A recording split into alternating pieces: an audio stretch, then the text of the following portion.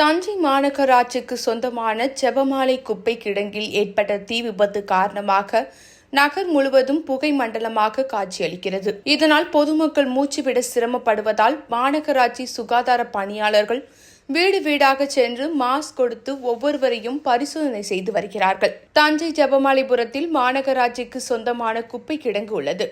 நகர் முழுவதும் சேமிக்கப்படும் குப்பைகள் இங்கு சேமித்து மக்கும் குப்பை மற்றும் மக்காத குப்பை என தரம் பிரிக்கப்படுகிறது.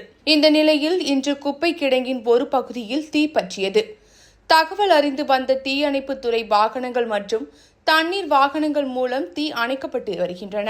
இருந்தபோதிலும் மலை போல் குப்பை கொட்டப்பட்டு இருப்பதால் ஆங்காங்கே தீ பரவி வருவதன் காரணமாக பல அடி உயரத்திற்கு புகை கிளம்பியுள்ளது. இந்த புகை நகரின் 5 கிலோமீட்டர் சுற்றளவிற்கு பரவி இருப்பதால் அப்பகுதியில் வசிக்கும் மக்கள் மூச்சுவிட சிரமப்பட்டனர்.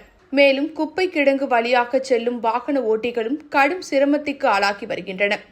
இதனை அடுத்து மாநகராட்சி சுகாதாரத்துறை சார்பில் 5 மருத்துவர்கள் தலைமையில் செவிலியர்கள், மருந்தாளர்கள் என 40 பேர் கொண்ட குழுவினர் ஆனந்தம் நகர், சாய்பாபா கோவில், வடக்கு அலங்கம், முருகன் ஆசிரமம், ஜெபமாலைபுரம் உள்ளிட்ட பகுதிகளில் வீடு வீடாக சென்று மாஸ்க் வழங்கி ஒவ்வொருவருக்கும் உடல் பரிசோதனை மேற்கொண்டு வருகின்றனர்.